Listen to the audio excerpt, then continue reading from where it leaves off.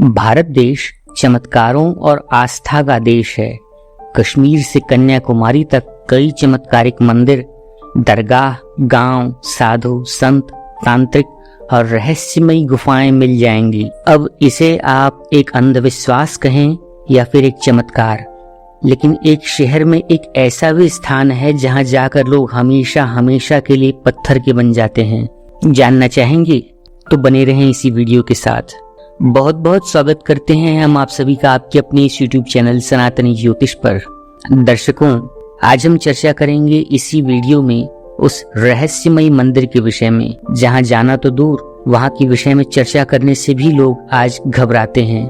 दर्शकों, कोई कहता है कि इस शहर पर किसी भूत का साया है, तो कोई कहता है कि इस शहर पर एक साधु के शाप का असर है। यहाँ के सभी लोग उसके शाप के चलते पत्थर के बन गए थे और यही वजह है आज भी उस साधु के शाप के डर के कारण लोग वहां नहीं जाते हैं। और अब लोगों में वहम बैठ गया है या फिर एक सत्यता, इस बारे में चर्चा करेंगे इसी वीडियो के साथ। देश में कई ऐसे गांव हैं जहां के लोग किसी साधु के श्राप के चलते पत्थर के बन गए थे, चाहे वो मध्य प्रदेश में देवास के पास कंधरपुरी हो या राजस्थान में बाड़मेर के पास किराड़ू शहर। तो आज हम चर्चा करेंगे इसी किराड़ू शहर की। आखिर क्या है सच इस किराड़ू शहर का? क्यों आज भी लोग इस गांव में जाने से डरते हैं और क्यों शाम होते ही ये शहर भूतों का स्थान बन जाता है? कहते हैं कि राजस्थान के बाड़मेर के पास एक ऐसा गांव है जहां के मंदिरों के खंडहरों में रात में कदम रखते ही लोग हमेशा हमेशा के लिए पत्थर के बन जाते हैं। ये कोई शाप है या कोई जादू या फिर कोई चमत्कार है या फिर भूतों की कोई हरकत, कोई नहीं जानता। हालांकि किसी ने भी कभी ये जानने की हिम्मत भी नहीं की कि क्या यहाँ सच में रात में रुकने पर वो पत्थर का बन जाएगा। वास्तव में कौन ऐसा रिस्क उठा सकता है? सभी को अपनी जान प्यारी होती है, तभी तो आज तक इसका रहस्य बरकरार है। कैसे जान पाएगा कोई कि अगर ऐसा होता है तो इसके पीछे का कारण क्या है? भारत में शोध और रिसर्च को न तो बढ़ावा दिया जाता और न ही सरकार इस पर कोई खर्च करती है। तो आज भी इस देश का इतिहास इसी तरह के खंडहरों में दफन है जो अपने सीने में हजारों राज और हजारों चमत्कार छुपाए हुए हैं। दरअसल बाड़मेर राजस्थान का एक प्रसिद्ध शहर है और इसी बाड़मेर में एक जगह किराड़ू मंदिर है जो ऐसे ही किसी रहस्य को अपने सीने में दबाए हुए है। ऐसा कहते हैं कि एक समय था जब ये स्थान भी आम जगहों की तरह चहल पहल से भरा था और लोग यहाँ खुशहाल जीवन जी रहे थे। यहाँ पर हर तरह की सुख सुविधाएं मौजूद थीं, लेकिन एक दिन यहाँ इस शहर की किस्मत ही बदल गई, या यूं कहें कि इस शहर पर वज्रपात हुआ और सभी अपना जीवन खो बैठे। दर्शकों, ये घटना है 900 साल पहले की, जब इस शहर पर एक साधु का श्राप लगा था और उस समय परमारों का शासन था। तब इस शहर में एक सिद्ध संत ने डेरा डाला। कुछ दिन रहने के बाद जब वे सिद्ध संत तीर्थ भ्रमण पर निकले तो उन्होंने अपने साथियों को स्थानीय लोगों के सहारे छोड़ दिया और ये कहा कि आप लोग इनको भोजन पानी देना और इनकी सुरक्षा करना, मैं कुछ समय में वापस आ जाऊंगा। उन महान संत के चले जाने के बाद उनके सारे शिष्य बीमार पड़ गए और बस एक कुम्हारिन को छोड़कर अन्य किसी भी व्यक्ति ने उनकी सहायता नहीं की। बहुत दिनों के बाद जब संत पुनः उसी शहर में लौटे तो उन्होंने ये देखा कि मेरे सभी शिष्य भूख से तड़प रहे हैं और वे बहुत ही बीमार अवस्था में हैं। कुछ एक शिष्यों की मौत भी हो गई थी।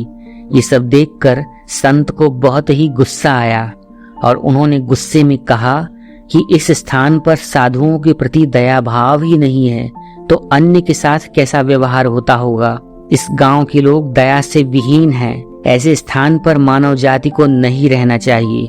और उन्होंने क्रोध में अपने कमंडलू से जल निकाला और हाथ में लेकर कहा कि जो जहां जैसा है शाम होते ही वो वहीं पर पत्थर का बन जाएगा। उन्होंने संपूर्ण नगरवासियों को पत्थर का बन जाने का श्राप दे दिया। फिर उन्हें ये पता चला कि एक कुम्हारिन ने उनके शिष्यों की सेवा की थी उन्होंने उस कुम्हारिन को बुलाया और ये कहा कि तू शाम होने से पहले ही इस शहर को छोड़ देना और जाते वक्त पीछे मुड़कर मत देखना।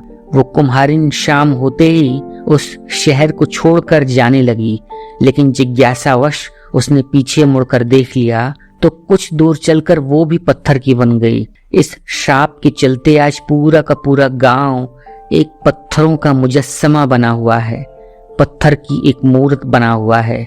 जो जहां जैसा काम कर रहा था वो वहीं पर तुरंत पत्थर का बन गया। इस शाप के कारण ही आसपास के गांव के लोगों में इतनी दहशत फैल गई कि जिसके चलते आज भी लोगों में ये मान्यता है कि जो भी इस शहर में शाम को कदम रखेगा या रुकेगा वो भी पत्थर का बन जाएगा।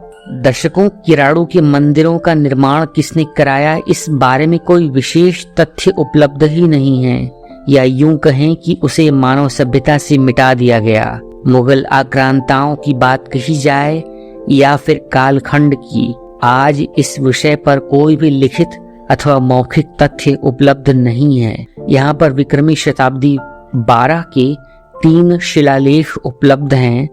पहला शिलालेख विक्रम संवत 1209 माघवदी 14 तद अनुसार 25 जनवरी 1153 का है, जो कि गुजरात के चालुक्य कुमार पाल के समय का है। वहीं दूसरा विक्रम संवत 1218 ईस्वी साल 1161 का है, जिसमें परमार सिंधुराज से लेकर सोमेश्वर तक की वंशावली दी गई है।